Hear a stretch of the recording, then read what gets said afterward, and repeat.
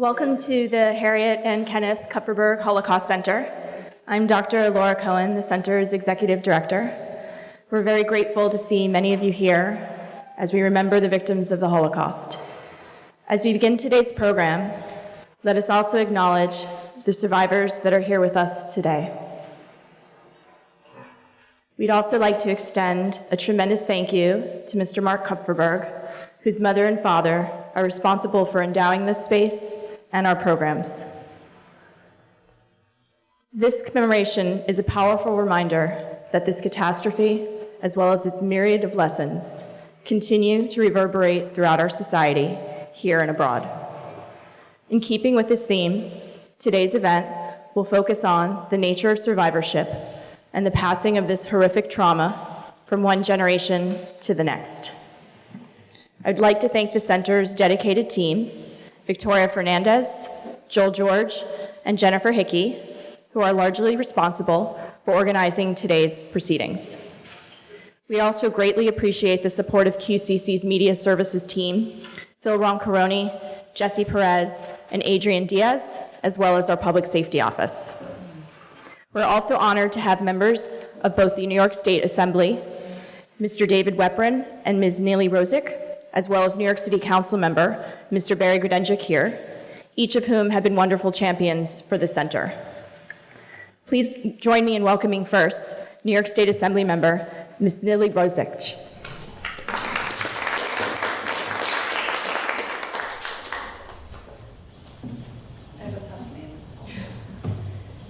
Thank you everyone for having me. I'm Neely Rosick, and not a stranger to this center. I've been here many times since I was a young child, and I bring the warm wishes of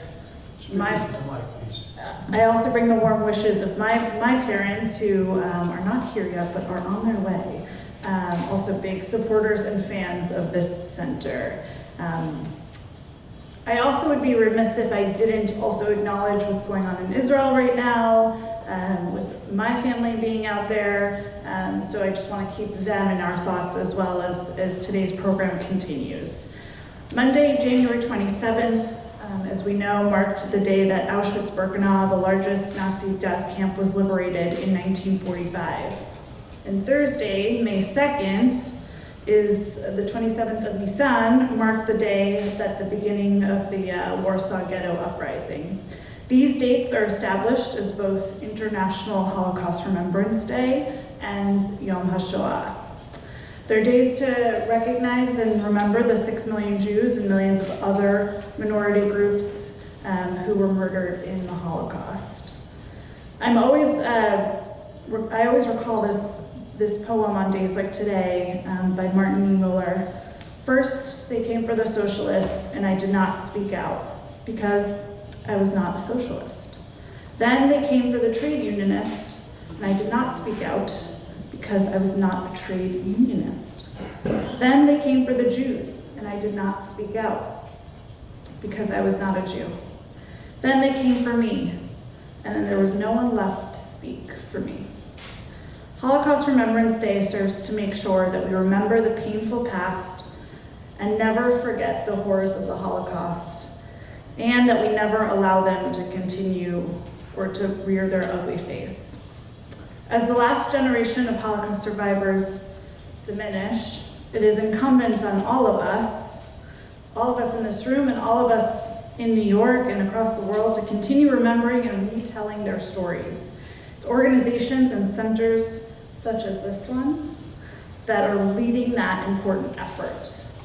And I always love coming here and walking through the exhibit just to get a sense of what other stories we need to be telling. This year, like many other years prior, the New York State Assembly, we came together to commemorate and memorialize the lives that were cut short and the potential that was lost. I have a proclamation here that I'll be presenting in just a moment, but it was an incredible and moving day in the State Assembly when we got to pass this resolution in front of everyone for the whole world to see. Because we know here at home, anti-Semitism is increasing like never before, along with racism, xenophobia, and general intolerance. So today we honor the memories of all those who perished in the Holocaust by renewing our commitment, speaking out on behalf of those oppressed, fighting hate wherever it arises, so that we can ensure that never again is a call to action and not just an empty promise. And with that mission in mind, I want to present this New York State legislative resolution recognizing Holocaust Remembrance Day across the state of New York to Dr. Cohen. Thank you.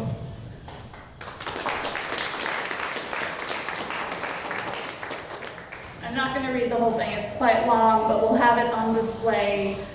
Please take a moment to read it when you can on your way out.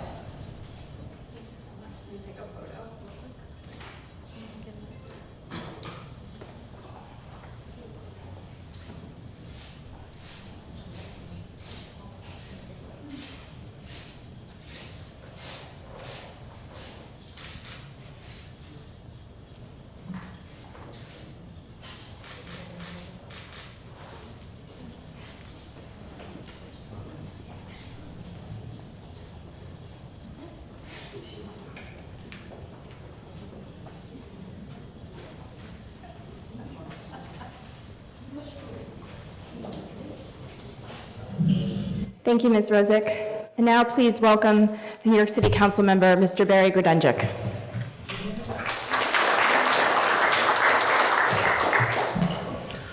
Good afternoon, everybody, and thank you truly for being here today. It's really hard for me to talk about this. I've spoken about the Holocaust on many different occasions, certainly right here. But it's never an easy topic to discuss, even when most of the audience is very familiar with the topic. It's a very difficult topic for us all. And yet, as painful as it is, here we are today. We're here today. This is the year 2019, and I was born just 15 years after the last of the camps were liberated in 1960. My parents weren't direct survivors. My mother's and my father's families came here in the first and second decade of the 1900s, and they were able to build a life here for themselves. My parents met and were married in the 50s. But my mother and I discussed this frequently because she told me about visiting after the war and looking through lists and lists and lists of names and finding none of my grandmother's family had survived. The Grodenchiks, my father's side of the family, they were in Slanim in Belarus, where just about the entire community of 25,000 Jews were murdered. I want to thank the Kupferberg family, and they're represented here today by Mark. The Kupferberg family has a tremendous legacy of philanthropy in Queens County. It's kind of easy to find people to subsidize stuff in Manhattan. You know, you go to Manhattan, it's to this center and to that center. It's not so easy to get people in Queens to endow not only this magnificent center. I often talk about the Kupferberg Center here at Queensboro, that the finished product came out better than the rendering, which is very rare. Usually the picture of the rendering looks so much nicer. But in this case, we were lucky, and this family has also played a major effort at Queens College, where the Performing Arts Center is named as well for the Kupferberg family. So I want to thank you, Mark, on behalf of your parents and all that they have done to make the lives of Queens residents that much better. They also operate a company called KEPCO, and I could talk for a few weeks about that. It's a very quiet company, but it does some amazing, amazing things here in Flushing. I came today in several ways. I came as a human being. I came here today as a Jew who grew up in the shadow of the Holocaust, and I came as a New York City Council member. And today's theme is quite an interesting one. We don't often think about, we know how the Holocaust affected the immediate survivors, but we don't often think about how it affected the next generation, and now we're several generations, of course, and how that shadow of hate and murder cast itself over the Jewish community, not only the Jewish community, but the world at large. We have a duty, and that's why we're here today, to those who survived and to those who did not survive, to tell the story. If that's all we did, we'd be in pretty good shape, because too many people want to forgive and too many people want to forget. It is not in our power to forgive and forget. And those people who deny the Holocaust or say it wasn't so bad, or say that we're overblowing it, or all those words of hate, they need to understand that we're here, we are not going away, and we're going to continue to talk about this, not so much for ourselves, but for others. Because as Assemblywoman Razik just talked about, we have seen an alarming rise in hate and anti-Semitism, not in the hinterlands, right here in New York City, which has the second largest Jewish population in the world. So our message today is a simple one. We will never forget. We will remember not only for ourselves. The words over there, I'm reading them now. I am forever asking myself what I can do for those who have not survived. Well, the answer in some small way is to remember and to be strong, not only for those people, but for this generation and generations yet unborn, that they may live in a world that does not know the horrors of anti-Semitism and racism and bigotry. We pride ourselves here in Queens on being the home of tolerance and freedom of religion in the new world. May that ever be so. Thank you all for being here today, and may God continue to shine his light on this wonderful center which brings knowledge and goodness to all of Queens County. Thank you all.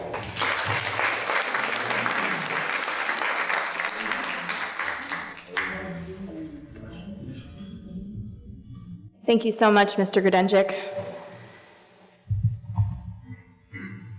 Today we have invited 3 people to join our panel. Our advisory board chair, Mr. David Wadowski, a longtime KHC Speakers Bureau volunteer, Ms. Felice Katz, and advisory board member, Mr. Abe Dissenhouse. In addition to being closely involved with the Kupferberg Center for many years, each is also a second-generation Holocaust survivor. Today we also honor their parents, Mr. Samuel Wadowski, Mrs. Ethel Katz, and Mrs. Malka Dissenhouse, each of whom passed away in 2018. It is their bios which you will find listed in the printed program. Now please join me in welcoming Ms. Olivia Terzi, who's a psychological counselor with the John D. Calandra Italian American Institute at CUNY, who will talk more about the nature of intergenerational trauma.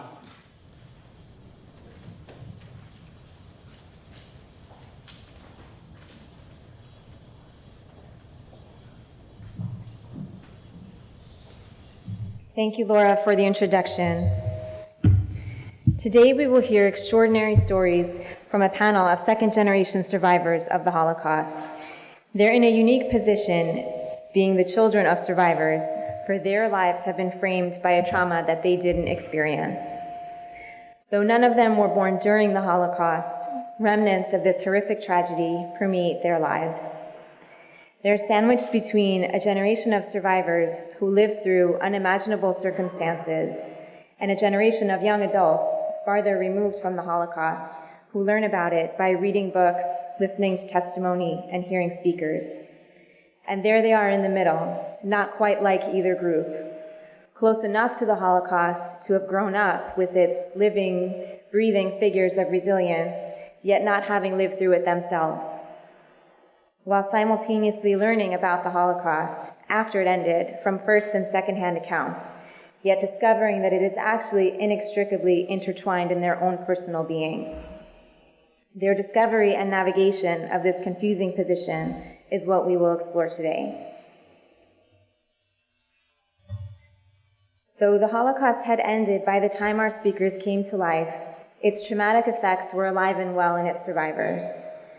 Even for those who were able to move forward with their lives, who held jobs, got married, had kids, there is a permanency of trauma that is inescapable. The torment of memory in both mind and body perpetuate its presence. Memories of the Holocaust create a source of anguish and despair that relentlessly intrude into the present.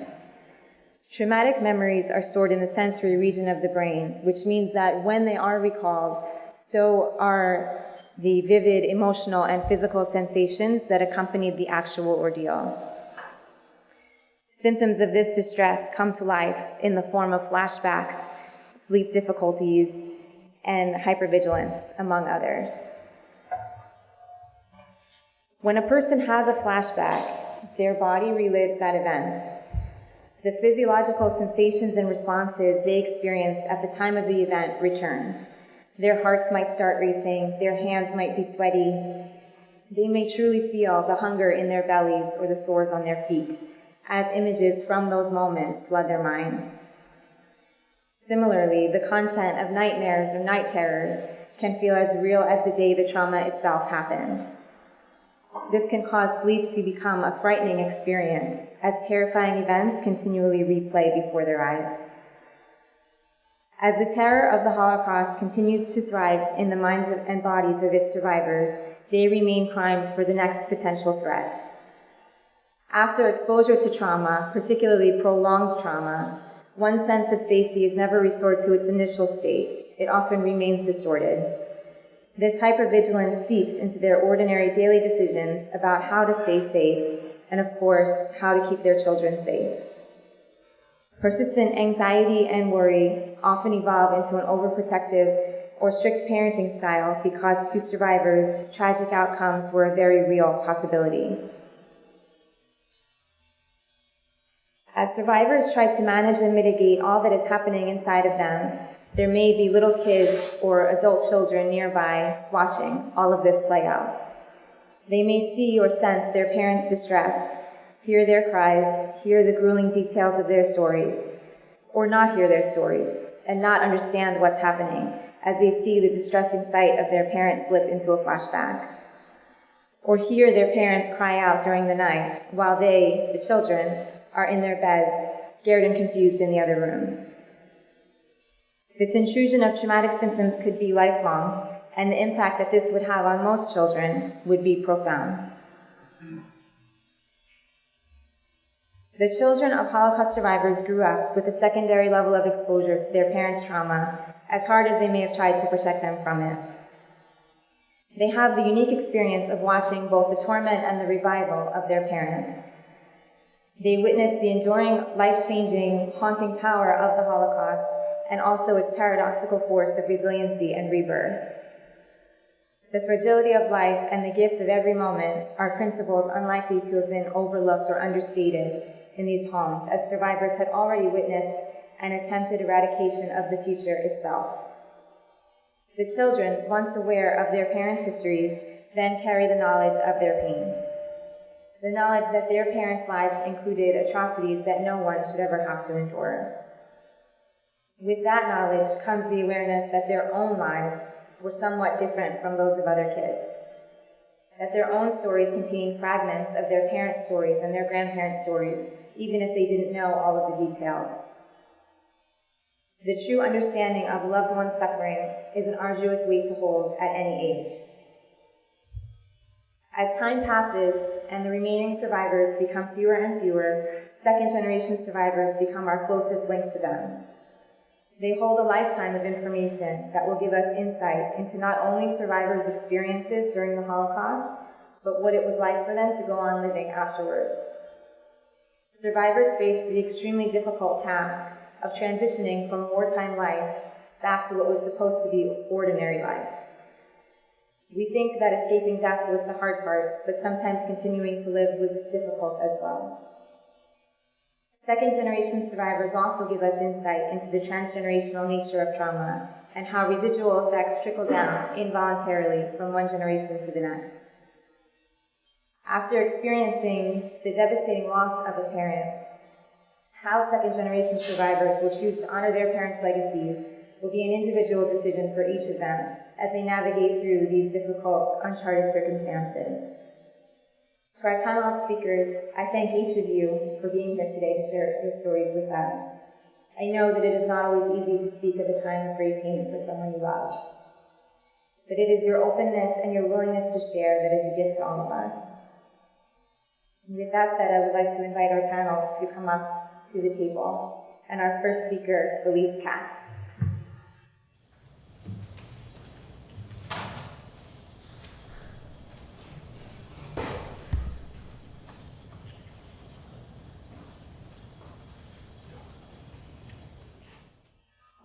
I'm the daughter of two survivors, actually. My father and mother were both survivors of the war, but we're here to talk about my mother's story.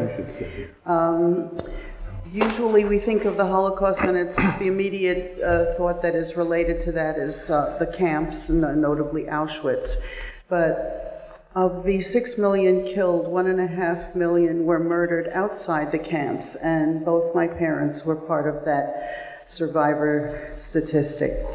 My mother grew up, as did my father also, in eastern Poland, the part that is now Ukraine.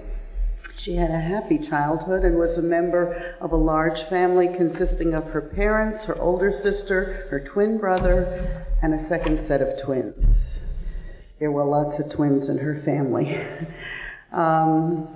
When the war started, Hitler invaded and divided Poland with his treaty member, which was the Soviet Union at the time. The Soviet Union took the smaller eastern half of Poland, and Hitler and the Nazis took the larger western half of Poland. My mother said that for the first 2 years of the war, under the Soviets, life was difficult, but they weren't killing us. Life being difficult consisted of things like slave labor, which my mother said they did. The women were generally assigned to farm labor, and the men were usually at hard labor in the city, although her twin brother was assigned to a quarry. The children couldn't go to the public school anymore. The business owners had to relinquish ownership of their businesses. You couldn't go to the theater, the museums, the public school. The children had to, the freedoms that were restricted consisted of things like, if you went to the park, you couldn't sit on the benches because it was marked no dogs, no Jews. And there were long lines for provisions in order to obtain anything to eat. So this was the way life went on. Along the 2 years, things got worse and worse, but again, my mother would always emphasize they weren't killing us. And that lasted until Hitler broke his treaty with the Soviets and then took over all of Poland. And at that point, my mother would always say the atrocities began almost immediately. The first one was the registration of all male Jews between the ages of 18 and 50, and that was her twin brother who qualified. And when he registered, like all the Jews that were required, they let all the farmers, bakers, and butchers, carpenters, they let them go. But the intelligentsia were taken to the local Fedor Hill, and they were killed, 450. That was the first big action, and they were killed. Those bodies were never found. They were probably dumped in the river. After that, there were almost weekly actions and raids. And the actions and the raids would consist of the troops going into the houses and pulling people out, or, on the other hand, collecting people just right off the streets. They usually had quotas. They had to collect 400 or 500 people or 300 people, and if they didn't collect enough people, they went to the Judenrat, the Jewish Council, to the president, and asked him to find the remaining uncollected people. So if 250 people were found that had to be liquidated out of 300, the president of the Jewish Council had to then go and find the other 50. Imagine, think of yourselves going into your community and you have to go pick out the people that you know, that you are related to be taken away, to be slaughtered. The third president who was asked to do that job never did it. He hanged himself. There were a number of actions after that. The biggest one that I remember my mother talking about was one where she and her sister were out on the farm, and when they were coming back into the city, 3 peasant women stopped them and told them, "Don't go back to the city. The blood is running in the streets." Which is an important thing to remember, because there were people who did try to help. Those 3 peasant women did not offer shelter, but they stopped my mother and her sister from walking into a bloodbath. So my mother and her sister hid in the fields in what were when the corn is harvested, the corn stalks are stacked, it looks like teepees. So my mother and her sister hid in those teepees for 2 days and 2 nights. And it was October, which is like February here. And so after they did that for 2 days, they couldn't take it anymore, and so they crawled out at night and went into the forest. And they hid there for another 2 days and 2 nights in a grave that they dug themselves, a shallow grave which they covered themselves with branches and leaves and mud and whatever they could find. They were out of the wind, out of sight, and they had each other's body heat to keep themselves warm. When they got back to the city, the entire city was covered in feathers because the Nazis had ripped up all the bedrooms, all the duvets and pillows, and destroyed the houses. Everything was smashed. The windows were smashed. The doors were smashed. My mother and her sister went through all this debris, finding that there were bodies under the debris, because the young people had decided that if they were going to die, they were at least going to die fighting. So if anybody ever asks you, why didn't the Jews resist? Why didn't they fight back? They did. But these were young people who had nothing except their bare hands to fight against all the Nazis and their Ukrainian allies with their dogs and their tanks and their weaponry.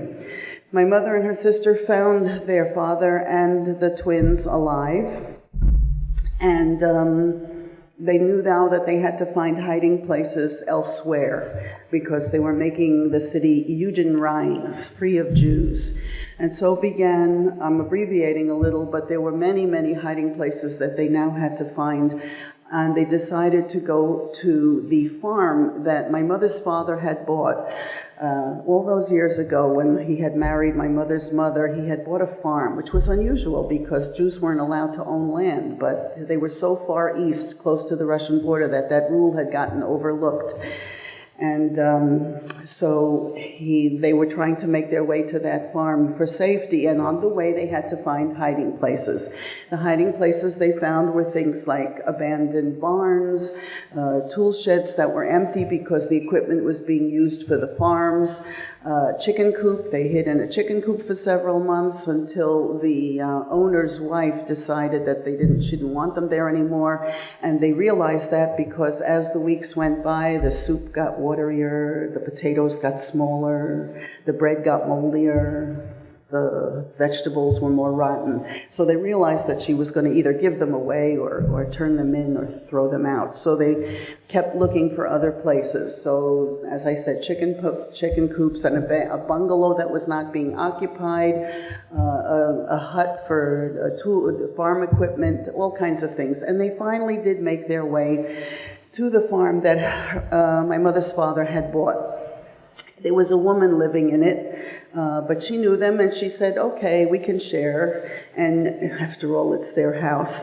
So they went to the back room. They were to stay in the back rooms, and the lady who was occupying it, an elder woman, my mother called her Flighty, she stayed in the front rooms, and did that because the villagers would come and bring them provisions, bring the old lady provisions about once a week. And therefore, it would be good to stay out of sight. And so they stood out of sight until one time the villagers came, and they stayed. They didn't sort of leave right away. And my mother and her, my mother's, the old lady who was hiding them, suddenly realized that it was time to bring them dinner. And so she had this great big bowl of soup cooking on the stove, ladled out into a serving bowl, the potato soup, and came to the back room, flung open the door, and everybody can see everybody. There's the peasants, and there's my mother's family, and so they had to leave because they knew somebody would blab. So they left and they were hiding in the fields. But by this time, the fields were more or less harvested completely, and there was absolutely nowhere to hide. It was freezing cold. It was winter time. It was snowing.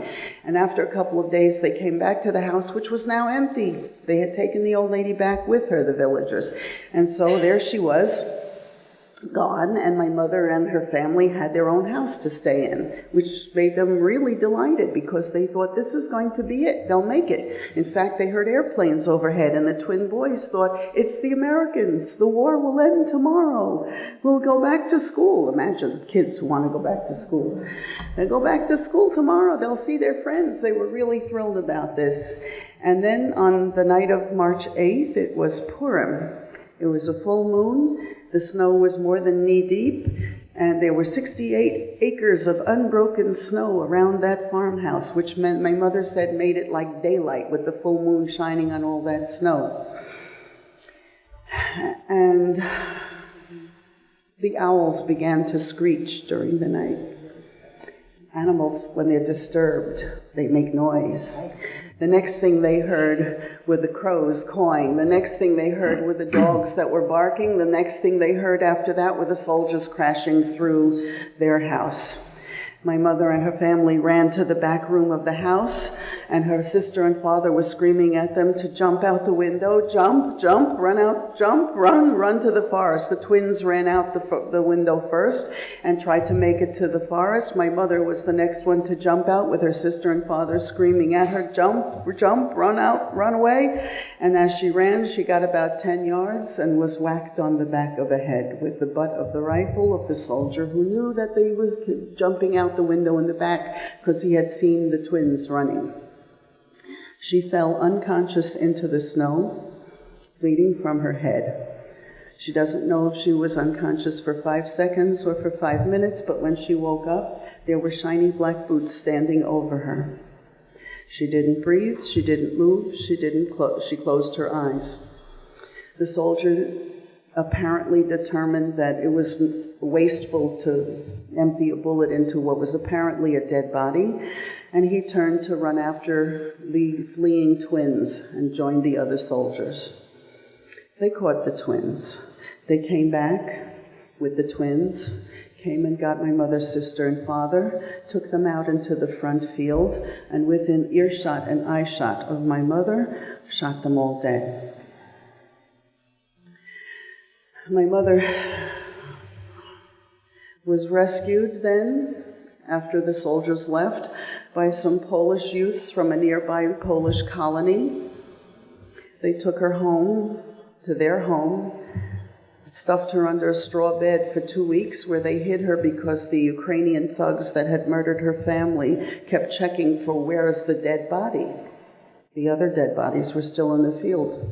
There were footsteps from my mother's dead body to the village. And then the Russians liberated the area. 2 weeks too late. My mother and the Polish boy in whose house she was being sheltered came out to find the bodies of her family. They did. They dug a hole. They dug a grave for all of them. She stood like a stone, she said, angry at God. They put the bodies in the grave, and then this Polish boy stopped and said something my mother remembered to the end of her life. Every human being deserves a decent burial.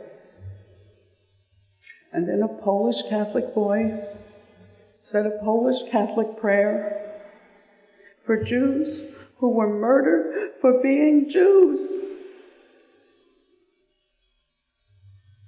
My mother had no reason to stay at the farm anymore and returned home to the house that she had in Buchach, which was now liberated. She stayed there, but every room was torment. Every room was haunted by the memories of her family. This was where her father had done his paperwork. This was where she cooked with her mother. This was where the boys had played games on the carpet. She didn't know where to go, and then she realized the attic. So she went up into the attic, which was now empty because the homes of the Jews were being emptied and everything was being stolen. Everybody knew the Jews were not coming back. So she said, oh, that's fine. She'll be up there. No memories up there. And discovered there was a loose plank over at one wall. And then that's how she discovered that somebody, while she was hiding in tool sheds and chicken coops and open fields, somebody had built a false wall in the attic of their house. And so there was where she decided to hide. No one shouldn't have to hide anymore, but it was the only place in the house that had no memories. And so she went up there and was staying there. During the day she'd come down, find friends, talk to them, get some food, but she always went back up into the attic, into the hiding place. But the war was still on.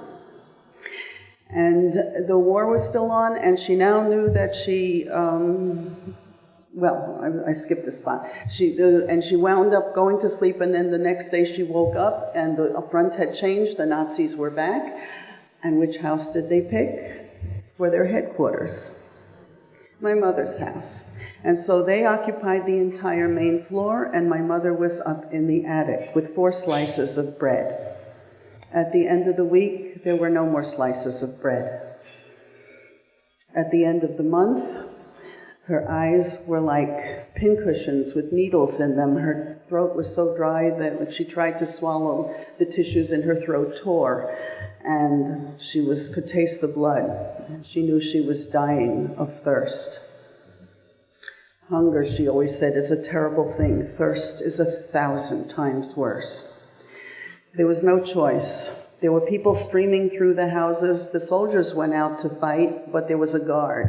But the people streaming through the houses was a big danger because they were looking for stuff to rob. But she had no choice. She could die of by thirst, or she could go downstairs and find water. And that's what she did. She made her way, it's her house, she made her way through the outer rooms of the house, found the water in the kitchen, a pail of water. Is this for me? Yes. Yes. Good, because I need it. She drank, she said, half the pail of water in one gulp, and then got greedy. She wanted that pail up with her in the attic. She brought it back up into the attic. It wouldn't fit through the opening, the plank that opened for her hiding place. There was nothing up there, but she looked around and found some 100-year-old bottles with nothing but dead bugs and spider webs and dirt in them. But my mother said those were vitamins and minerals and protein. Poured the water into the bottles and brought those bottles in the hiding place with her. She then spent another 3 months in that hiding place while the Nazis occupied her ground floor. Finally, at the end of 3 months, when she looked out, she had a hole in the roof where she could look out, and she saw that there were Russians now marching through the street. That was partially reassuring because the Russians had once liberated the area before and got chased out. But then she started seeing her friends from school. And once then she saw that, she knew she was free, and so she came outside. She and her other friends who had lost family members got together in a house, and for the next year until the war ended, well, it was not, almost a year, they earned a living as seamstresses, and then in 1945, when the Russians finally did liberate the area permanently and the war was over, the Soviets told the Jews that they could stay if they wanted, but the borders were closing, so if they wanted to leave, they had to leave now. And so all 50 members of the remnant Jewish community of Buchach, that's where my mother came from, where in 1939 there had been 13,000 Jews, and now there were all 50 of them, got together and decided to leave. My mother remembered that her aunt, her mother's sister, had emigrated to the Bronx in 1933, and so she decided she would come here. On the way, she met my father. He appeared at the railroad station when they were waiting. He came back from Siberia, where he had been in slave labor for 2.5 years. And when they were let go, they were just told, goodbye, good luck. And he made it. It took him a year. He walked across Russia and Siberia and Russia, and he made it to Buchach, the day that they were all leaving. And so he joined my mother.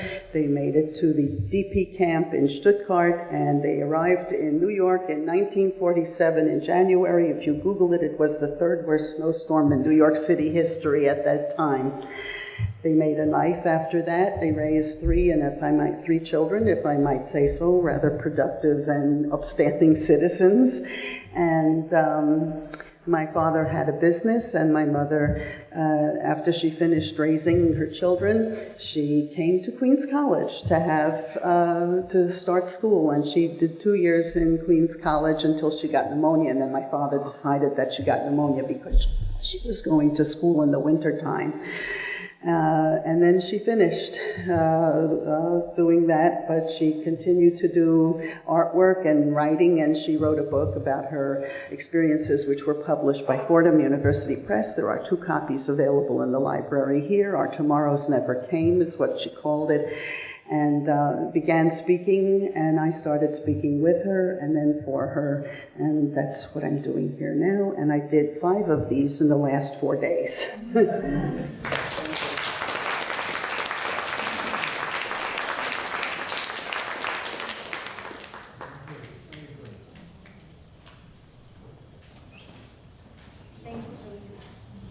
I would now like to welcome to the stage David Wadowski.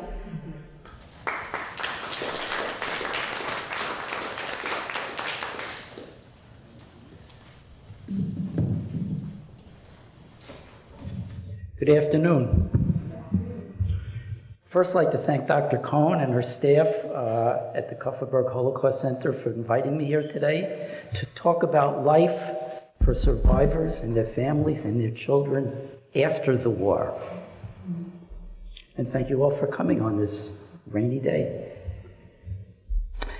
In his book, The Holocaust and the Literary Imagination, Lawrence L. Langer summed it all up in one brief sentence, in a few words.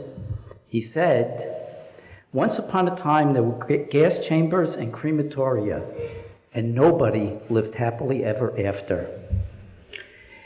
At their liberation, the victims, long before they were called survivors, the victims were remnants of the Jewish communities of Europe.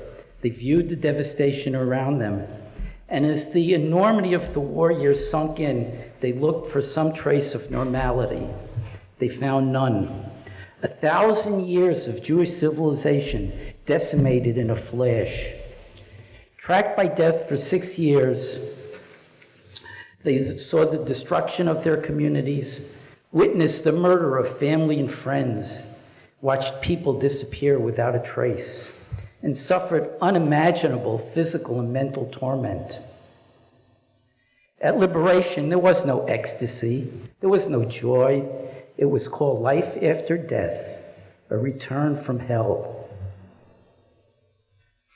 But what happened to the survivors when they stopped being victims?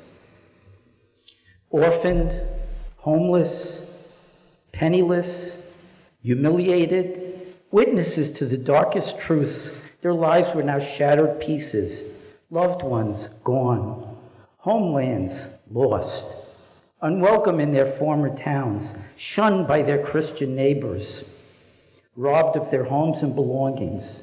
They had few options.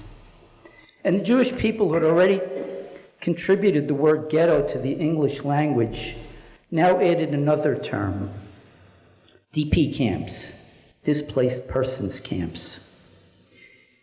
DP camps were no more than former concentration camps without the barbed wire, without the Nazis, without the guns, without the German shepherds, but they were places where adequate food was available.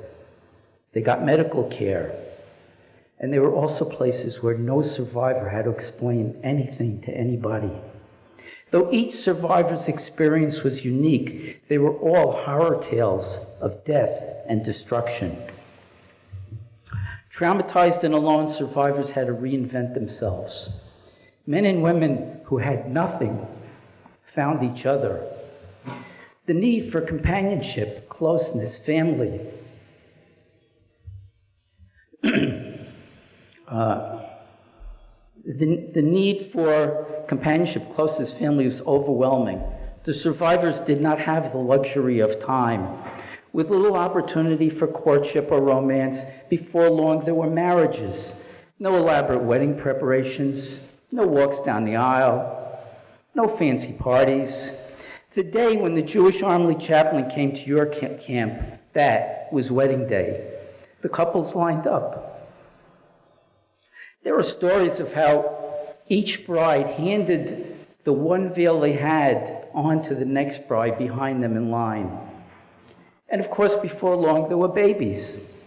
In the aftermath of the Holocaust, to bring new life into the world was a great act of faith. But they did. They had no choice. They began to replace those who had been prematurely lost. The survivors understood that the only answer to the Nazis' insanity was to reproduce, to restore the lost family, no matter how many generations it would take. Babies were a comfort. Babies were revenge, the only way to fight back. Hitler and his band of madmen did everything in their power to make sure that these children would never be born. But here they were. There was a next generation, and every day there were brises and baby namings. Every day there were celebrations because a Jewish baby had been born. Every day there was new hope, new reason to live, new reason to go on. And yes, I was one of those babies. But what next? Staying in Germany was not an option. What about Israel? There's a profound connection between the Holocaust and the creation of the State of Israel. But for survivors, it was a dilemma. Many went, but my mother had two older brothers who had made Aliyah and gone to Palestine before the war. They wrote my mother and told her not to come. This was before there was a country called Israel. Instead, there was a British blockade of a place called Palestine. There was war, more fighting, more death and destruction, more risk, another people, the Arabs, bent on destroying the Jews. My mother's brothers told her to go to America where it was safe, where she could start a new life without war, without fear. She got the message. So did most survivors. But it wasn't that simple. Jews were still unwanted. Because of stringent immigration restrictions, only about 23,000 Jewish refugees were allowed to enter the United States between 1945 and 1947. But after Congress passed and President Truman signed the Displaced Persons Act of 1948, survivors in droves headed for the United States. Between 1948 and 1951, the U.S. resettled over 140,000 Jewish Holocaust survivors, mostly in New York. Few of them are here today, and we're glad to have you. You are my heroes. At first, life for survivors in America was complicated. The newcomers had to blend their traditions, customs, foods, accents into the existing Jewish neighborhoods. A new language, new culture, little money, growing families, preparing for citizenship, new skills needed to succeed in business, living in old buildings in old neighborhoods, enormous pressure with little time to adapt. And that, my friends, was the easy part. But survivors, as guardians of harrowing experiences, too unbelievable to tell and too terrible to describe, had to live with their memories, nightmares, depression, flashbacks, shame, guilt.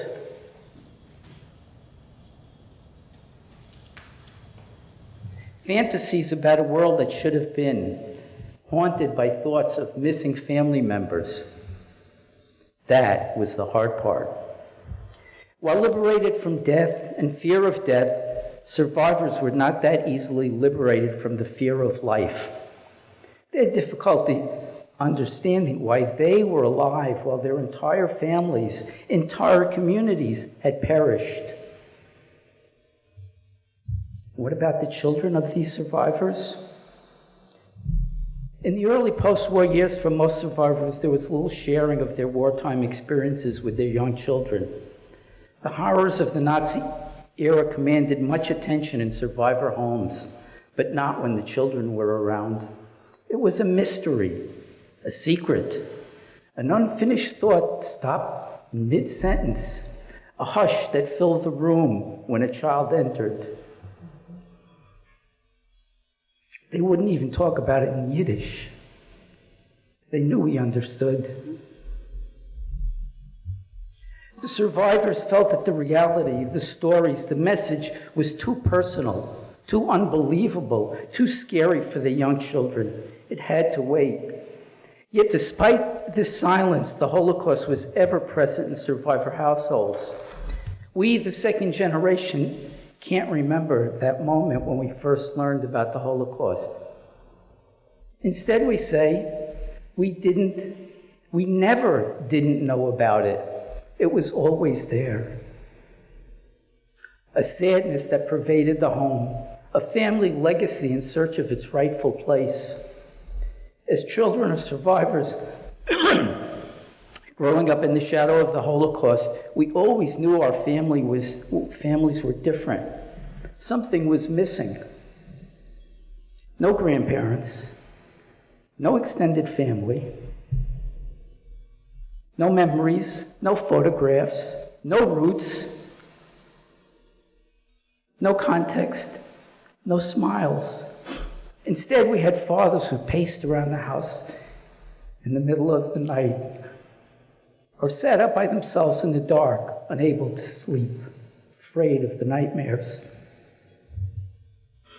Or mothers who sat at the kitchen table and looked at her children and burst out in tears for no apparent reason, while we, their young children, watched, helpless and clueless. But we were children, and as the years went by, we were curious, and eventually the questions came. Where's my grandma? What's heaven? How did she die? Who were the Nazis? Was she bad? Why did they murder her if she was such a good person? It made no sense to a young mind. It was scary and confusing and frightening. The questions were painful for the parents as well. They didn't know the right answers. In fact, there were no right answers, no words, only tears. Here we were, a whole generation where the most significant event in our lives occurred before we were born. We, the children of the second generation, didn't directly experience the Holocaust, but there was no way to avoid its impact. As we grew older and began to understand, we had these conflicting feelings of shame and pride. Some of us joked about the phone numbers on our parents' arms. It was a private joke, not meant to be funny. But the survivors didn't show those numbers to remind themselves of a time when the world went mad. They didn't need any reminders. They showed those numbers to remind us, their children and grandchildren, and everyone else of what happened. Though we were at times embarrassed by our non-American parents, we wore our status as children of survivors as a badge of honor and distinction, striving to make our lives worthy of our parents' suffering and sacrifice. We had this awe of our parents, how they rose to the challenge, how they literally lifted themselves from the dead and started over. The second generation was not born with any special rights or privileges, but with a tremendous responsibility to somehow right a terrible wrong, to compensate to our parents for what they had lost, an obligation, a moral imperative to ensure that the histories, the families, the names, the facts are remembered and passed on. We also developed a unique sense of how to deal with life. After all, If your parents spent the war in hiding, or had to pass themselves off as Christian, living with a strange family, or were sent away from their families far from home on a kinder transport, or fought with the partisans in the forest, or miraculously survived the ghettos and the camps. If your parents lost everything, their families, their communities, their possessions, their dignity, their history, if your parents got off that cattle car,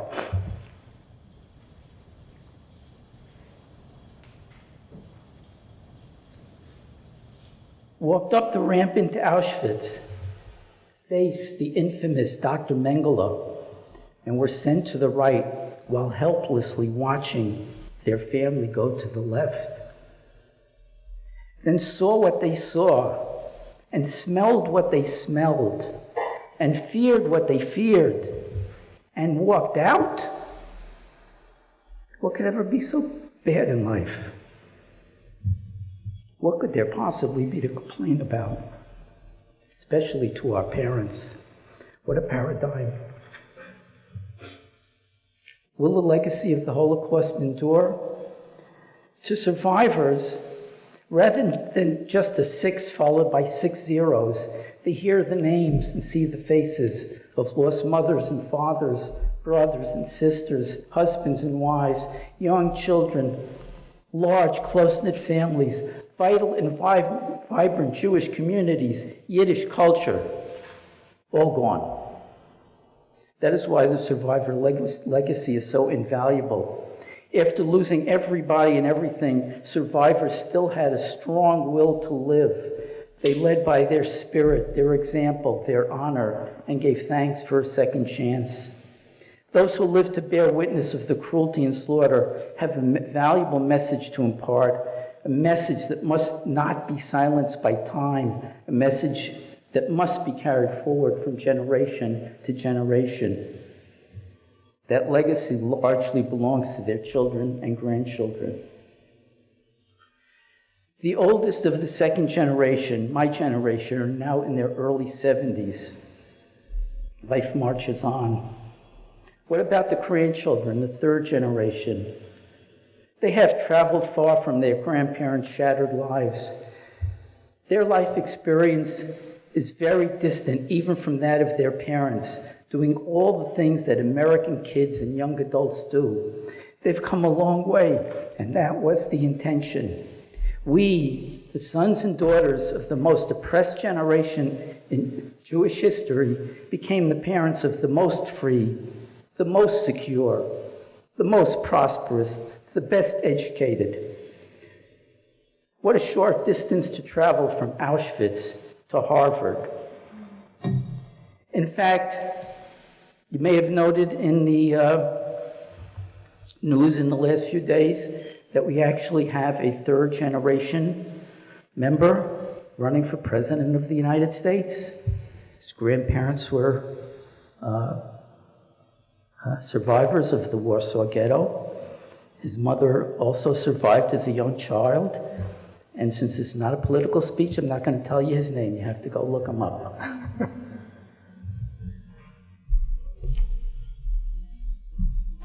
Nonetheless, this does not excuse the grandchildren from the responsibility of being the guardians of their grandparents' legacy.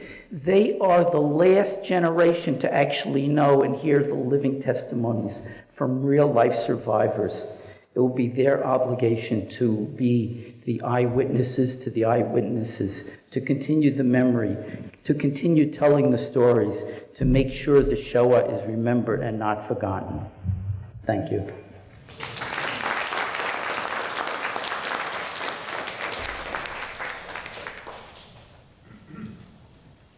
Thank you, David.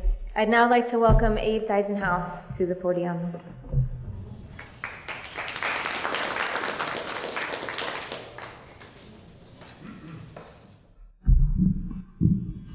Thank you, Olivia.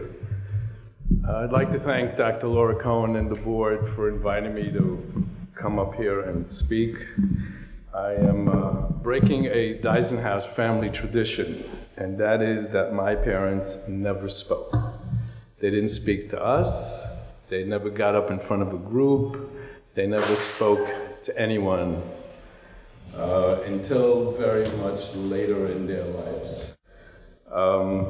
So this is my first one, so you'll have to bear with me. I have spoken to people one-on-one when they asked, friends, colleagues, but I've never spoken about the Holocaust or my parents in front of a group. So I'll start off by saying that I'm very lucky. My parents lived past their 90th birthday. My father lived to 90 in about 6 months. He passed away 3 years ago, and this week is his yahrzeit.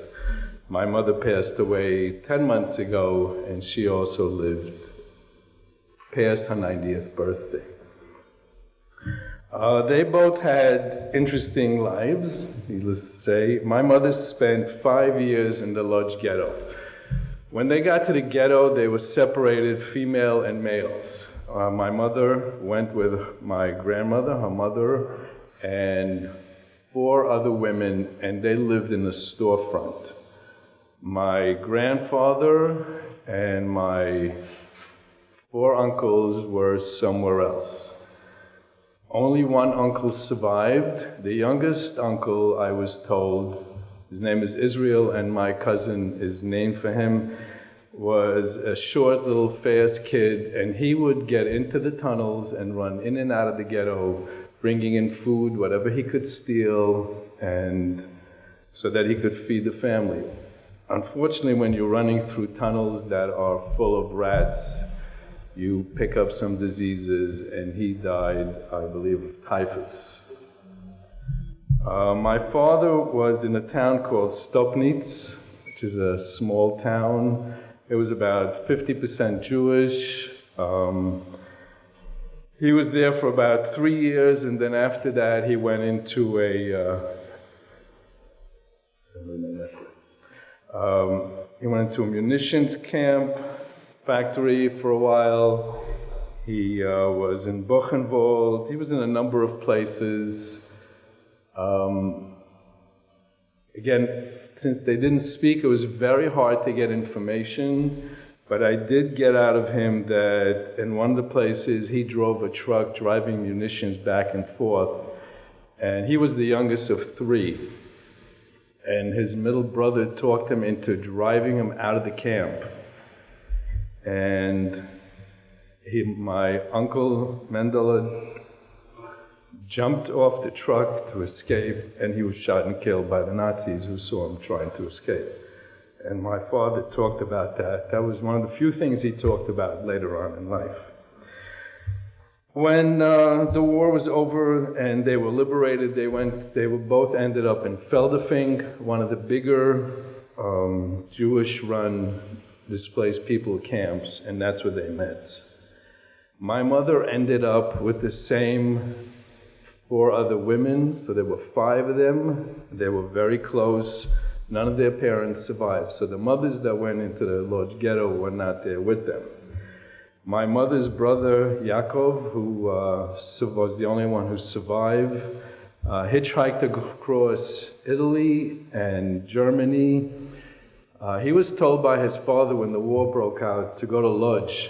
And when he went to Lodz, he found nothing. And then he found a list of survivors, and he made his way to Feldafing to meet up with my mother.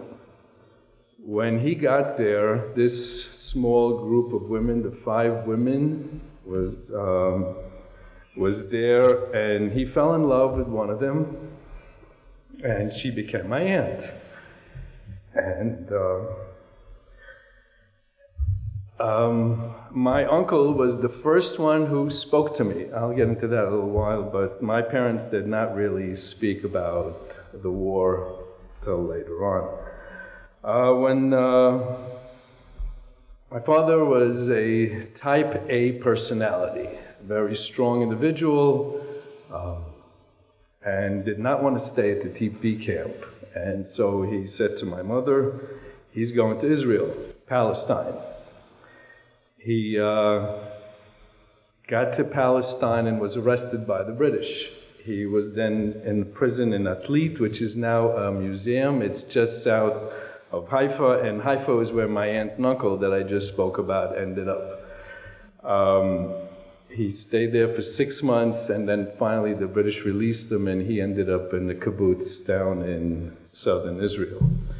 My mother got on a ship, sort of like the movie Exodus, but that ship ended up in Cyprus. And it was only later on that they joined up in Israel and got married in June of 47. My father started working as a carpenter. That's what he was trained at during the war. My father was very handy. In German, I think they called it a Fachmann. He had hands of gold. He did tell me one other story. When he was growing up before the war, my grandfather, his father, owned or ran a Singer sewing machine store. And my father used to like to take those machines apart. And then when my grandfather would come over and say, "What did you do?" He said, "Don't worry, I'll put it back together." And he put it back together, and it worked really well. And he was like that till the day he died. He had hands, as I said, hands of gold. He could make anything, and it worked beautifully.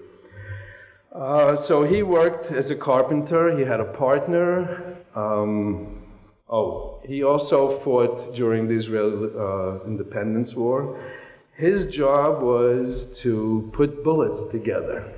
They would get the shells that had been fired, they would fill them up with gunpowder, and they would send them out back into the war.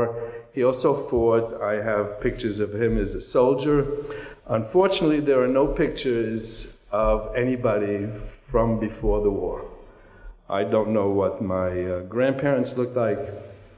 Only stories. I'm named for my maternal grandfather, Abraham, who my mother said had a white beard, so there's the white beard. He was a very religious individual. My uncle who survived, Uncle Dod Yaakov in Haifa, was being groomed as a learned individual, going to yeshiva. But after the war, he pretty much gave up religion, even though he lived in Israel. Anyway, so my parents got married. I was born in 51. My sister was born in 56. We had pretty much, as kids, a normal life. We really didn't know anything. Our family consisted of those 5 families. Besides my mother and my aunt, the other 3 women all ended up in Israel. They all got married, and that was our social life. They made other friends. The closest friend my father had was his sergeant in the Israeli army, who we were very close to growing up. They were German Jews, and they got to Israel before the war. My father's business, he worked out of a little hole in the wall in Tel Aviv. I was there last year, and I looked. I don't know exactly if it was the same one, but there was a strip in southern Tel Aviv near Yaffo, near Jaffa, where these people are still working. It's as big as maybe this area. And business was not good. The economy in Israel in the 50s was pretty terrible. My father's brother, Uncle Henry, also survived the war. And when my father got to Palestine, he also wrote similar letters, was what David mentioned before. He told his uncle, even though he told his brother, my uncle, not to come to Israel. He already had the papers, but he told him not to come. The economy was bad, things were really bad, and so my Uncle Henry came to the United States. Uncle Henry got married before the war, and during the war, he and his wife were separated. Ironically, she ended up in Feldafing also, and they had a child, my cousin Esther, who is my sister's name also, Esther. That was my grandmother, my paternal grandmother's name. So I have a cousin Esther, I have a sister Esther, and my cousin Esther has a cousin on the other side named Esther. So my cousin Esther was born in Feldafing, and they came to the United States in 47. My uncle also was trained as a carpenter, and In 1958, he convinced my father to come to the United States. The idea was, he'll come to the United States, save some money, take the money, and go back to Israel and resume his life. And after about a year and a half, he had enough money, and he started looking into coming back to Israel. He wanted to buy a truck and bring it back to Israel. Unfortunately, the Israeli bureaucracy in the 50s, I don't know if it's any better today, but was terrible. And they gave him a very hard time, and he got angry and said to my mother, come to the United States.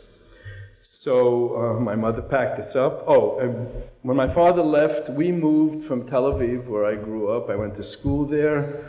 My kindergarten, first grade, and second grade teacher I had for 3 years was named Esther also. I remember her very vividly. I don't remember my third grade, my fourth grade teachers, but I remember her. So when my father left, we moved to Haifa. We were down the block from where my aunt and uncle lived. Again, my aunt and uncle, and I have 2 cousins, never discussed it. It was never talked about. We heard the whispering, mostly in Polish, because they were all Poles, my parents and all their friends. And when we used to walk into a room, they would stop talking. Someone said, I don't remember who said it, it may have been me, Laura reminded me of this the other day, we learned what we did when we were little by osmosis. But we knew there was something, we just didn't know what it was. So then we left Israel and we came to the United States. We arrived October 9th, 1960. I believe it was a Wednesday. But whatever day of the week it was, the next day my father said, let's go. I said, let's go where? He went, he took me to school, and he registered me in school. I left Israel in 4th grade, and I arrived here, and they put me in 4th grade. The reason I mentioned that is the other kids that I met later on who came from other countries were not put in the same grade. They were left back 1 year. So I was very happy with that. I was expected to be a good student, study. I was expected to learn English. I really wasn't happy to be here.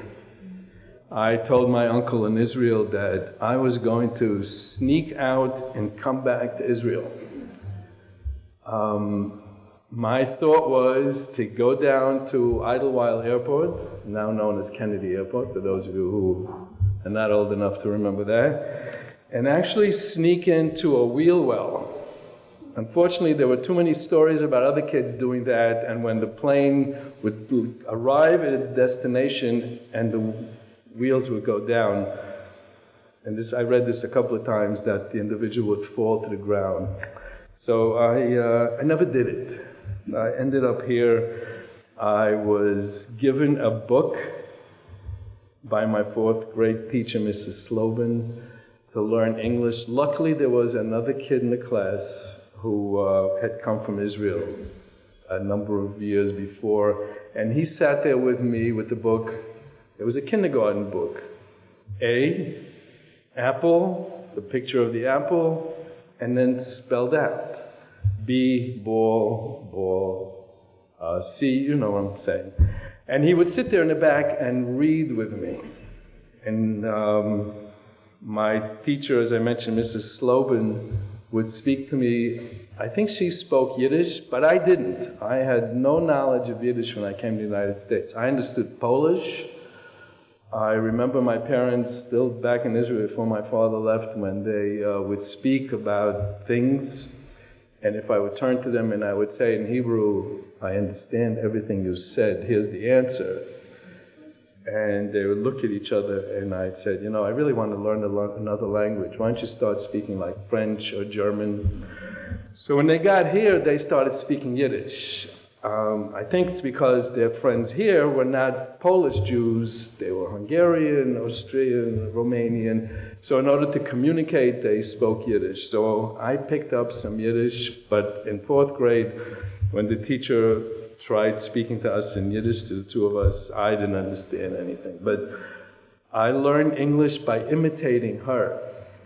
And once I accepted the fact that I was here, I made an effort to speak English properly and lose the accent.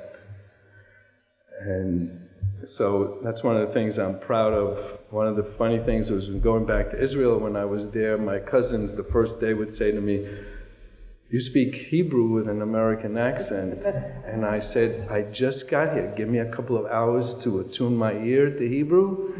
And the Hebrew does come back. As a matter of fact, it comes back, and I pick up more vocabulary because my vocabulary is that as a fourth grader. But as soon as I come back to the United States, I lose it.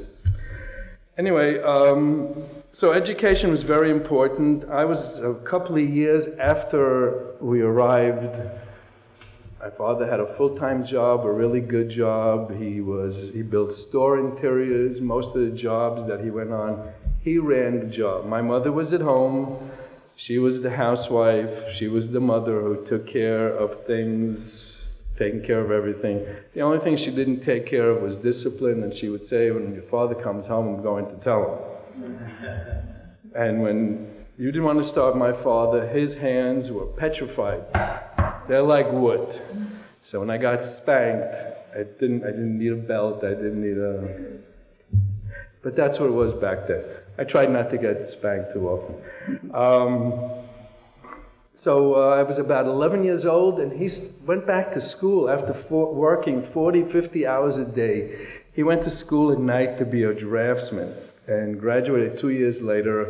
I have some of the pictures, some of his drawing when he was in school. I framed them, I put them up in my room, and all of them say A+, 98, 99.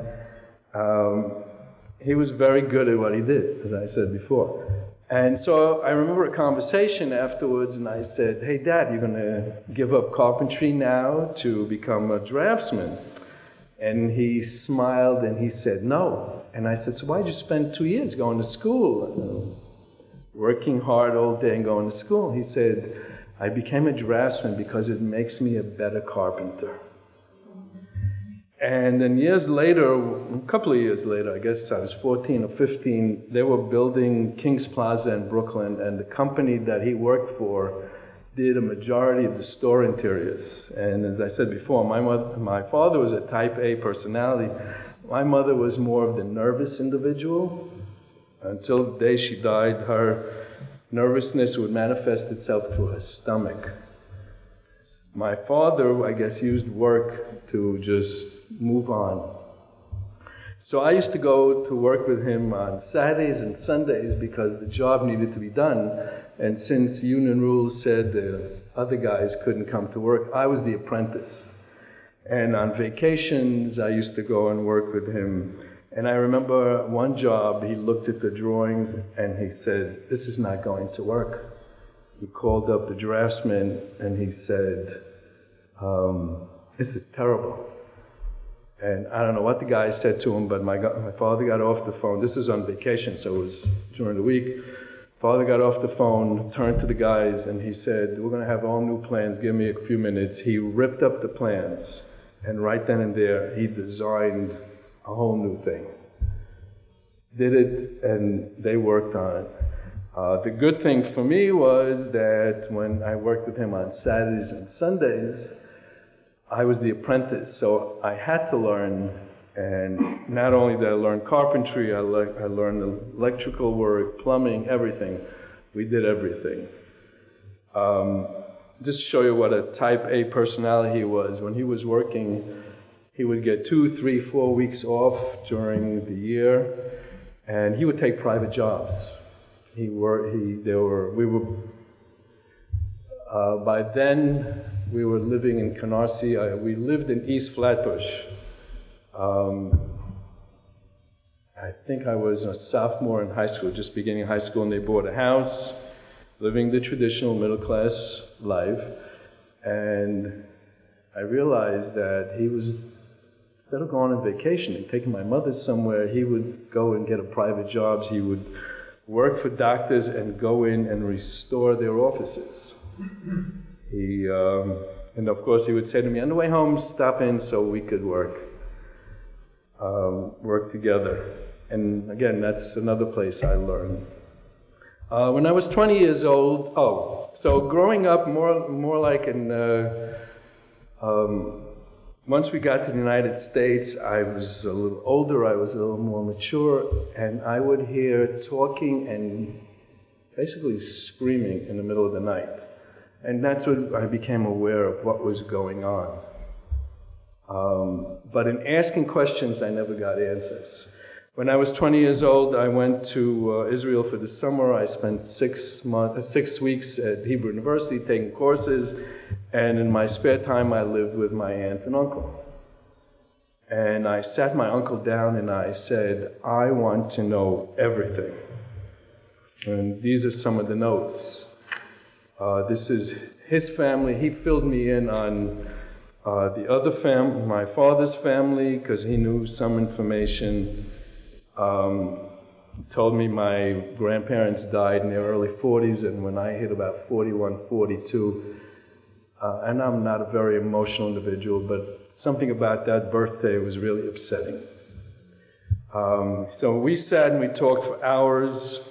Years later, I talked my parents into sitting for the Shoah Foundation. I called my aunt and uncle in Israel, I called my cousins. They refused to sit and talk. I called my aunt and uncle here, my father's brother and sister-in-law, and they refused to talk. My cousins and I have discussed it. Some of these stories that I told you today were filled in by my cousins. My cousin Israel, who grew up in Israel but ended up in Florida after he married an American woman, would spend a lot of time with my father. My father would talk to him. My father would talk. I have 2 sons. My younger son, who is 33 now, would sit and talk to my parents and would take notes. They spoke to him. My oldest son would get the information from his younger brother. They would talk. They felt much more comfortable talking to the third generation. My son was the only one. I have 2 nephews. My sister has 2 sons. Nobody else really spoke. The only thing I've mentioned to my nephews is if you want to know the history of your grandparents, you need to get the CDs. It started off as a DVD, now it's a CD. I watched my father's tape. It was so emotional that I never watched my mother's tape. And the reason I'm up here is because I feel it's our job to continue their legacy. I think it says it back there. Who will speak for the survivors when the last one is gone? It is us who will speak for them. And growing my youngest son to be the next generation, and we have now 3 grandchildren, so that's 3 great-grandchildren from my parents who never really thought they would see, I guess, kids or grandchildren. My father lived long enough to meet his my first granddaughter, and we haven't started on them, but we hope that they'll be as interested as my youngest son. Thank you very much.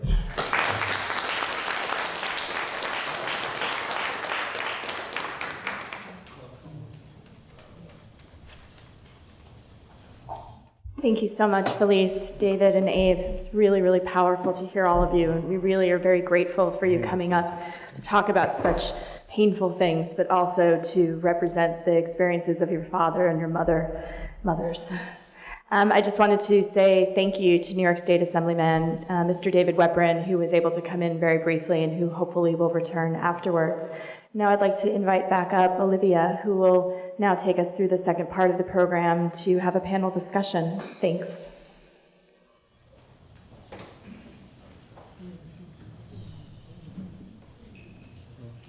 Thank each of you for sharing your stories. As we've heard, your parents have extraordinary stories to share. And, in your case, Abe, you mentioned that your parents didn't speak at all about their stories. And David, you alluded to these whispers that you heard in the house, these half-finished sentences that would stop as soon as a child entered the room. So I'm wondering if you guys could paint a picture for us that shows more of the things you saw and the things you heard that led you to put the pieces together of your parents' experiences.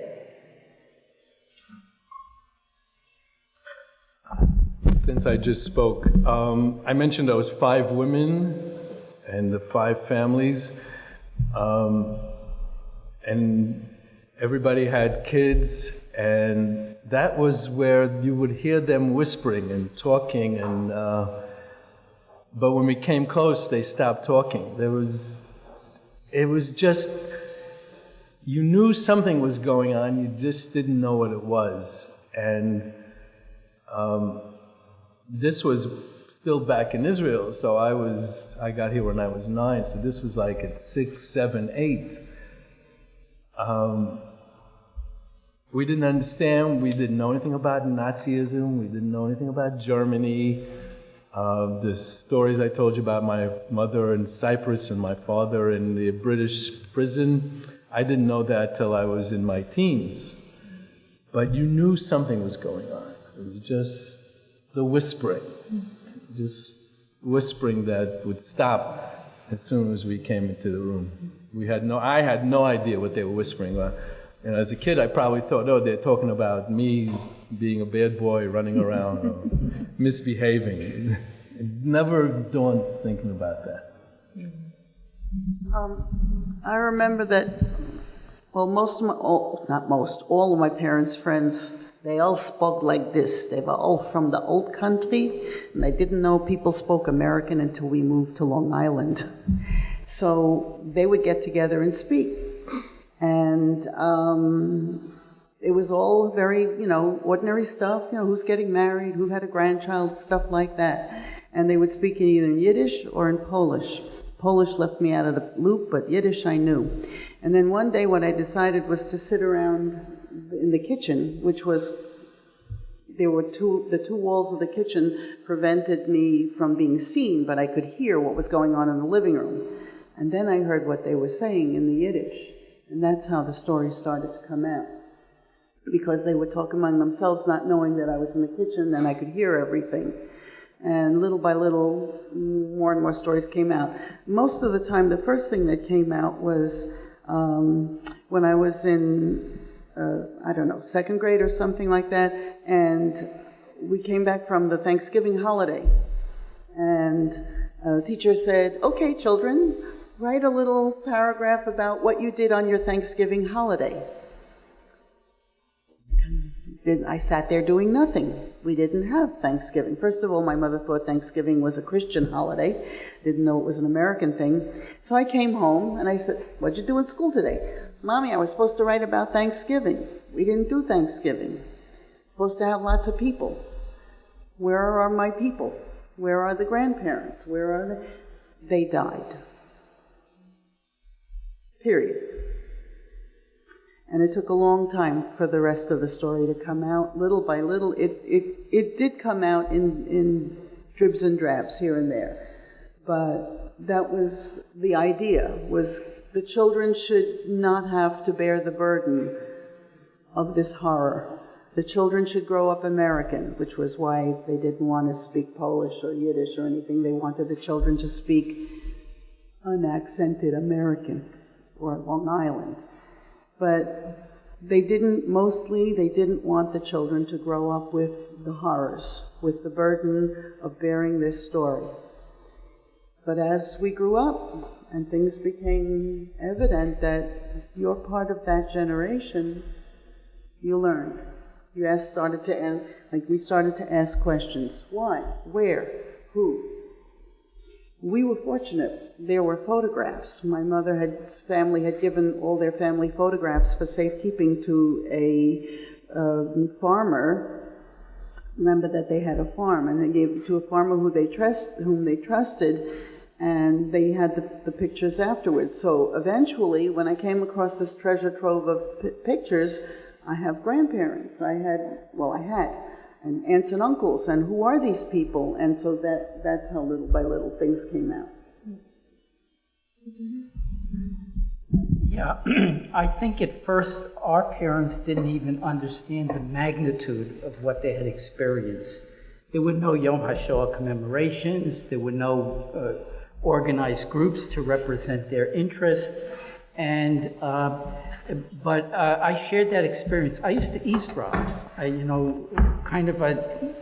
Hard to explain the layout of an apartment, but I could sit at the edge of my kitchen and eavesdrop of what was going on inside. And I did understand fluent Yiddish. In fact, I still understand fluent Yiddish. I just don't speak it. Haka. That's how, and it sounded like it was beyond belief what they were talking about. They would talk about, their brother Shlomo, who, he was he was in the bakery, he had a bakery, and he would provide the whole family with bread. And what a great man he was, and what a terrific loss, and wouldn't it be great to have him around? And by the way, do you know how he died? And the concept of died was strange to young children also. We grew up in the first era of television, in the 1950s. And not only was television a mechanism by which I learned English, but also a lot of the shows that were on. So there were cowboy shows, and there was a lot of bang, bang, you're dead. So being dead didn't seem like a big deal, because people got dead all the time on TV. And here we were talking about real people who were dead, except I didn't know them. So there was a large gap between knowing the words of what they were saying and understanding the import of what they were saying. And one final thought is that my father had a cousin. And I don't remember when, where, how, or why, but for some reason, his cousin drove me home from somewhere. I was perhaps 10, I was perhaps 12, and he started telling me a story about, did you know that your father had a brother who was a hero in the ghetto because he did this, that, and the other thing, and he saved so many lives? And I said, whoa, that's you're giving me the TMI, much too much information, because I don't understand what you're talking about. You didn't start at the beginning. You started telling me this story in the middle. And I think that was part of the eavesdropping as well. Even when we heard the stories and understood the stories, we were hearing them from the middle, not from the beginning. I remember very distinctly when I finally got the information on how did your father die, how did your mother die. And I was in such, apparently resisting, believing in that, resisting in the idea of what happened. I remember distinctly, I was 12, and I remember I heard the story, and then I remember going to my bedroom, shut the door, and opened the window. And it was winter time, and it was dark, and it was really cold. And I opened that window, and I screamed out the window, "We are going to find you. She made a mistake. She doesn't remember. She just got lost. We are going to come back and I'm going to find my grandparents." I was convinced that she got it wrong. She just lost them, and we will come and find them. And I distinctly remember that evening, with the window open, the cold air, and I'm yelling at, I remember the stars, I remember I'm looking at the black sky, "Going to find you. She got lost. She made a mistake. We'll come back."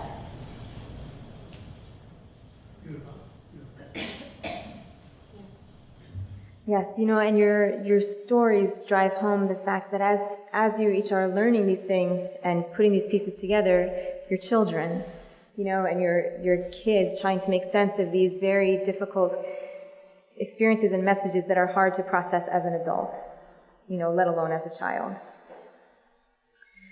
So I'm thinking now about the knowledge that you do have of your family's experiences and how you feel, if you feel, that has shaped you as a person or the path that you have taken in life.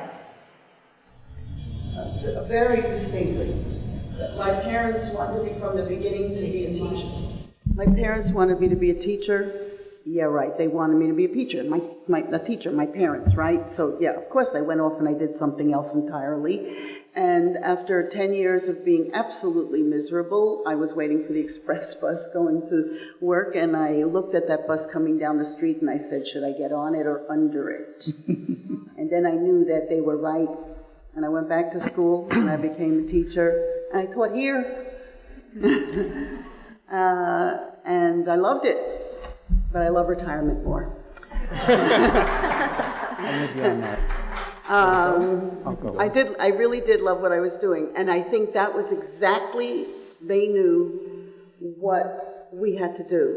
You have to help others. You have to do a service. You have to be of use to humanity. You have to help others. It also will explain why anybody who entered my house got fed. Whether they came there to be fed or not, they had to be fed. And you had to help others. You had to make sure other people got fed. But that was, yes, I wouldn't have been a teacher if it hadn't been for what they didn't force my hand. They let me do what I wanted first, but it can be français. Je suis professeur de français. French teacher.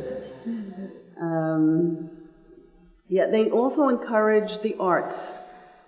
That was another big vein of what they wanted us to do. Music and art were very important, really big parts of our lives. And they encouraged, and literature. So they were always into that. Maybe because they didn't get the opportunity to have the education that they really wanted. Well, the Holocaust shaped my career moves in a strange way, because when I went to college, there was no such thing as Holocaust studies or Jewish studies or anything.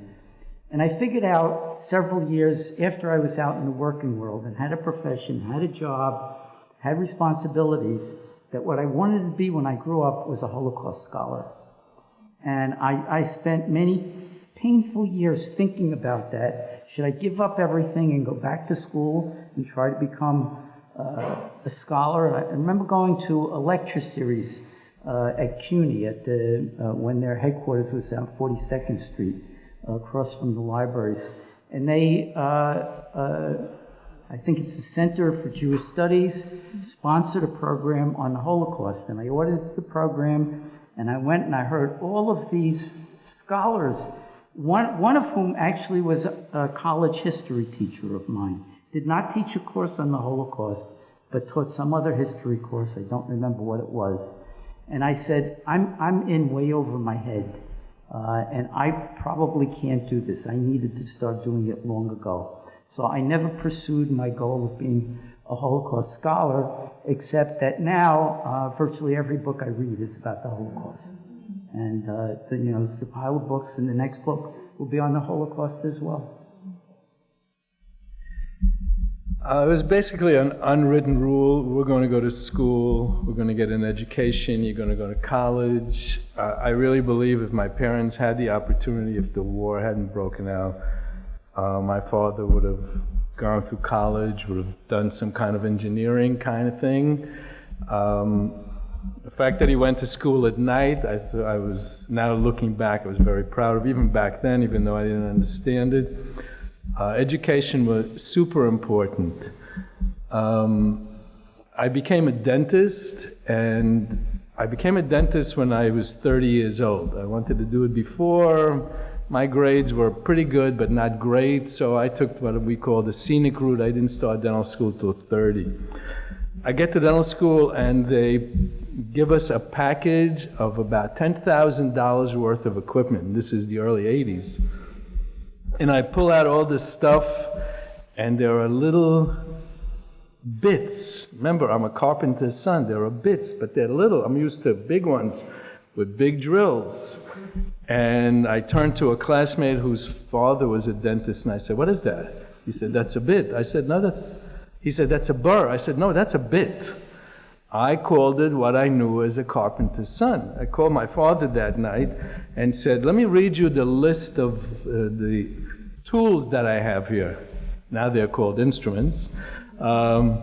And there were hoes and chisels and handpieces and bits, burrs, and I said to him, I don't understand. All this stuff is what I've worked with you. So then you don't think about it until years later when at that point in my life, I didn't think about Holocaust. I wanted to know information, but I didn't think about how my life was affected by their lives until years later when I had my own kids. And I often wondered, did I become a dentist because it's a professional view to look at through dentistry, even though it's a combination of art and science?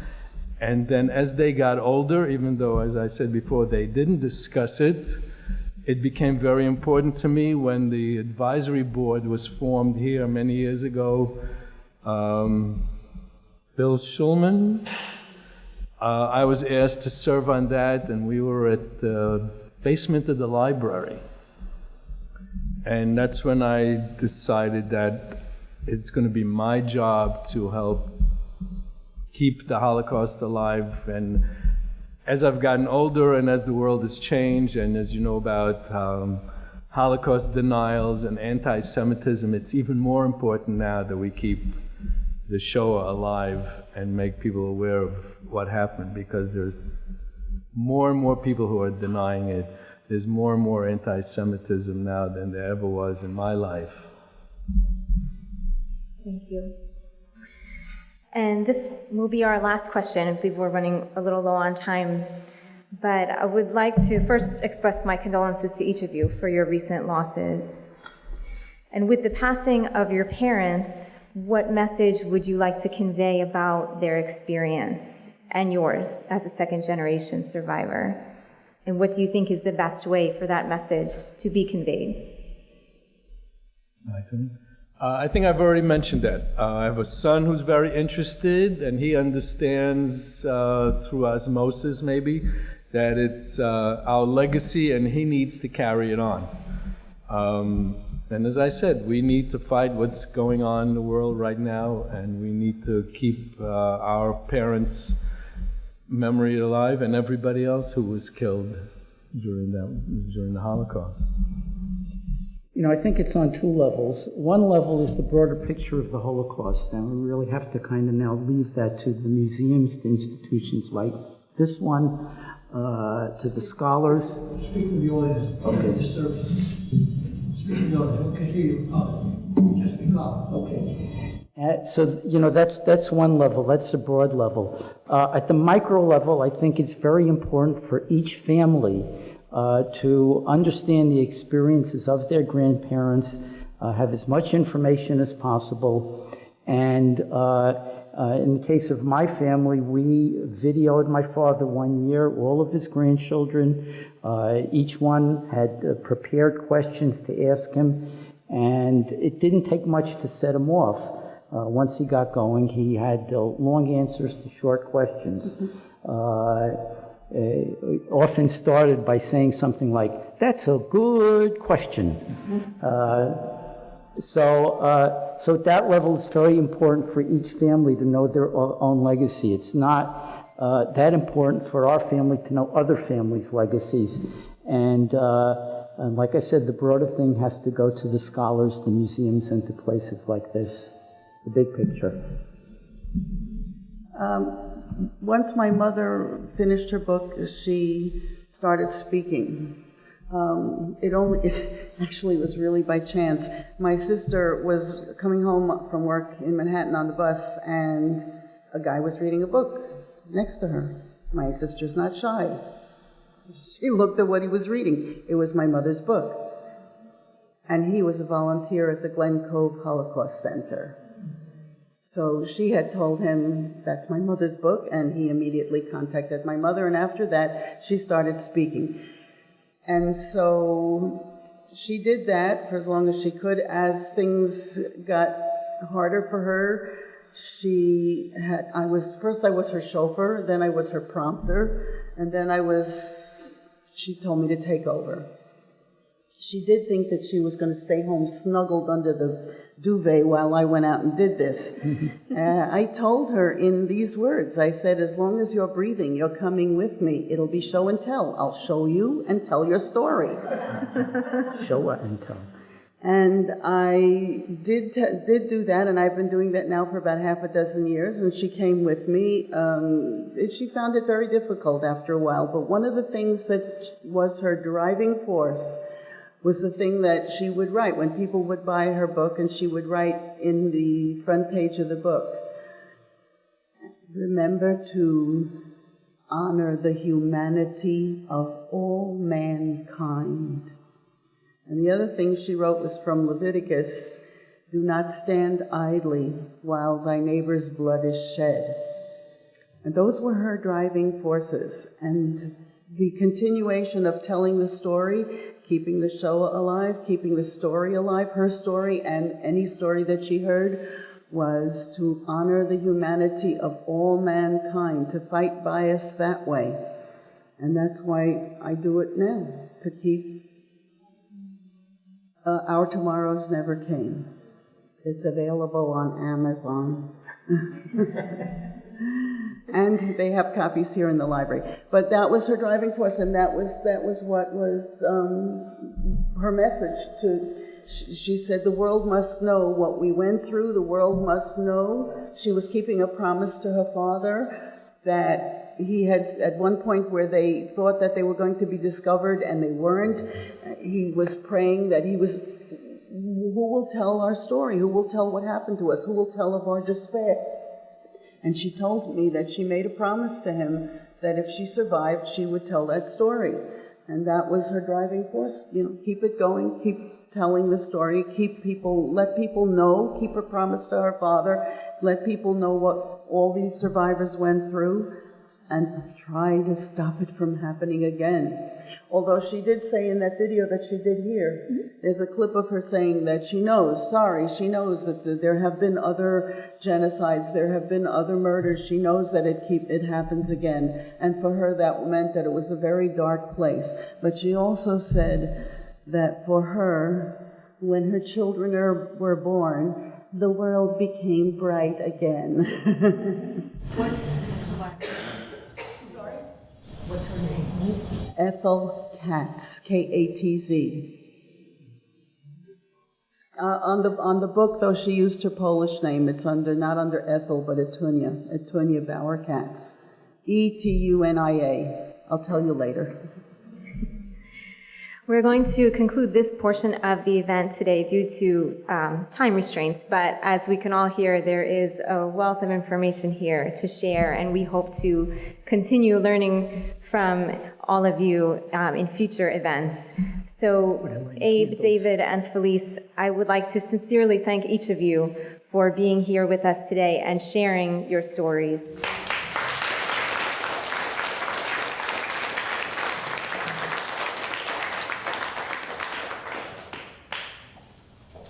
Thank you so much, Olivia, for moderating the discussion. And I want to thank all of you for coming here today. And on just one positive note, as you know, the Kupferberg Center is not only a place for education, but it is also a place of life and tremendous spirit and energy. And we're very much a family here. Along those lines, Miss Marissa Hollywood, she actually was the person who came up with this idea for today's event. And Marissa Hollywood, she's been our longtime associate director, and she had a baby girl, for those of you who aren't aware. Baby girl is doing very well, named Penelope, and Vivi, her big sister, is very happy, so we're excited for Household Hollywood, as we call them here. Thank you so much.